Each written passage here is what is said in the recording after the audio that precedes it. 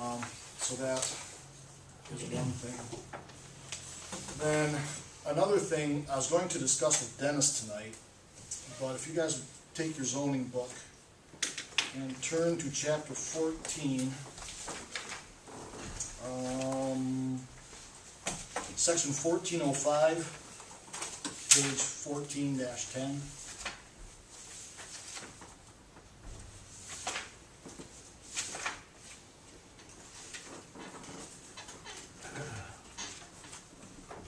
Everybody there?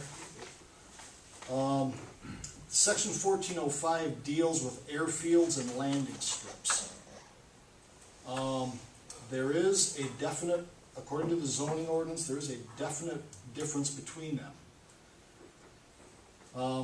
Section 1405-1 deals with an airfield, and section 1405-2 deals with a landing strip, and the difference being landing strips are termed private, and airfields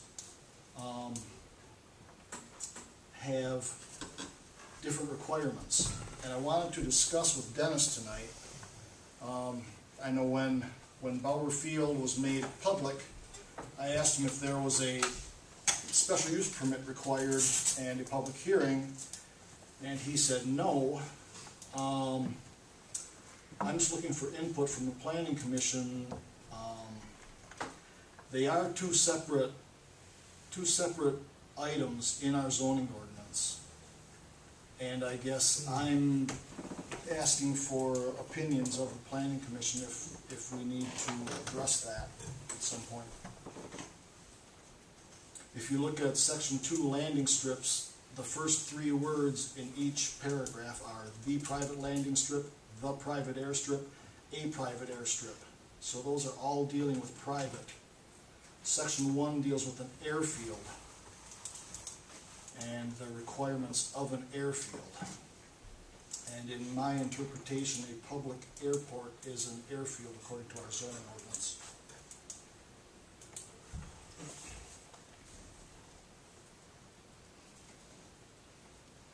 So the discussion would be whether...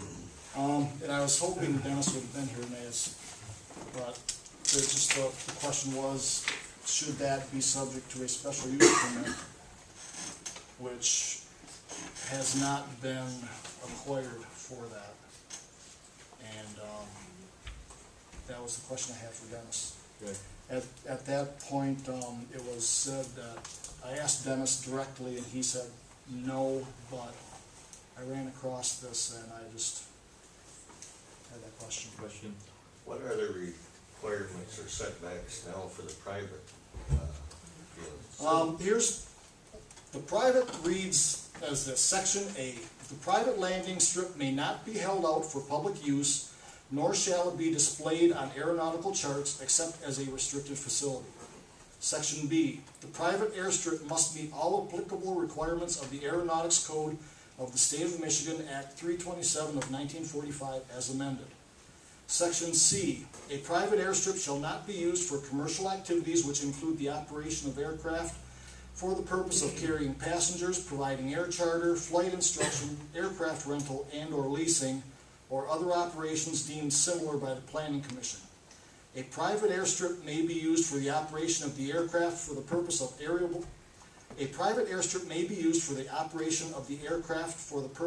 aerial spraying and dusting, banner towing, aerial photography, or other such similar operations as approved by the Planning Commission.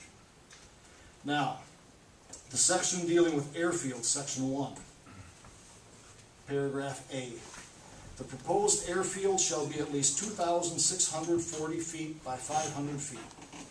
Any runway shall have a minimum length of 1,500 feet with a 500-foot clearance at each of the runway's ends. Buildings, height limits, lighting, parking, and uses and activities shall be in accordance with applicable FAA and MAC regulations. That's what our zoning says. Seems to be clear. Dan? So, when I put this airstrip in, I went to the zoning board. Then I went to the state, and they said they notified Denmark Township had a 30-day period to if there's any problems, any concerns, and nothing was done, that's when the state said it was approved. Yeah, So well, I went through the channels to do it correct, because I talked to everybody, and, yeah. I asked the direct question of Dennis. I said, Dennis, does that need a special use permit? And Dennis said no. So I'm just looking at the interpretations here, because there is and like I said, the state notified Denmark Township, Mhm. and they had a 30-day grace period. I don't know what the date, and I have to look back at the date, and you can talk to the state and find out. But there was no concern, so evidently it should have been brought up at that time, shouldn't it? Like I say, that's why I wish Dennis was here, because I wanted to discuss that with him. Because Dennis said it wasn't needed. Said, well, that's grandfathered. Well, yeah, the original strip was, Dan, but changing it to public. But the land use didn't change. What's that? Did the land use change? According to our zoning, it did.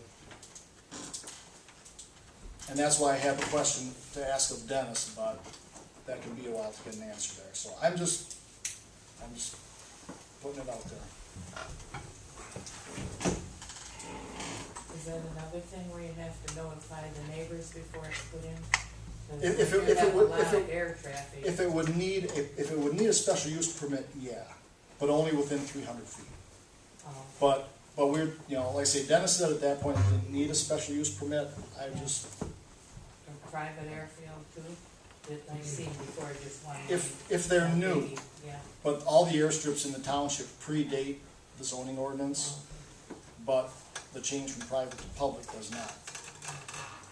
Mark, you had your hand up.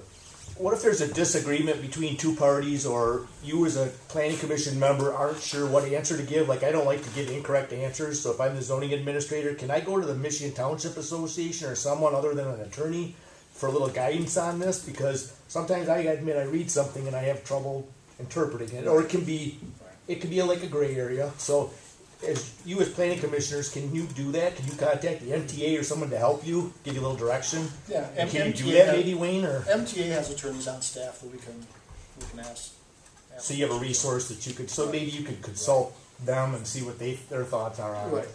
And I'm not looking for any action on this tonight, I'm just laying it on the table. Right, but you know, nobody's a know-it-all. I just wondered if you had a resource that you could go to and, okay. Yeah, Dan, do you have another comment, or? No. Okay. So why is this being brought up all of a sudden?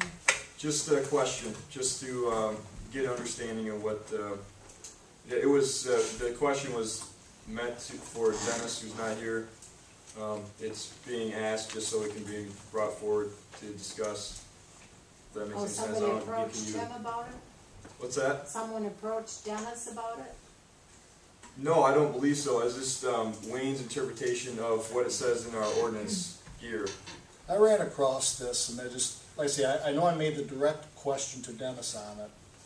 And that, and I just took Dennis's word. Dennis said no, and I don't know what I was looking for in this thing. I stumbled across as well. So I wanted a point of clarification from Dennis on that, is what I was looking for. And I'm not gonna get that tonight, because Dennis is not here. We'll make a point to ask Dennis about that. And if we're gonna play by the rules, everybody's gotta play by the rules. So if somebody asks a question, then you know what to tell them. Right. That's what it's for, clarification, all on one page. Everybody's to be treated the same. Yeah. Is there any other issues that the planning commission would like to bring forward? Do you have another comment there? The wind metering tower that they put up, Yep. did they get a special use permit or get a permit before it was erected, Wayne? They took care of it afterward. So they failed to get one rules. That was Dennis.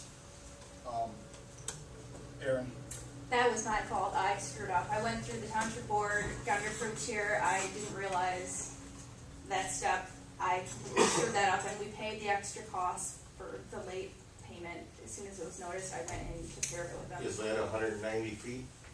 It's 60 meters, so And- just about, I and think Wolf about School, 190, yeah. 190 feet. So I think is that the first one you guys had erected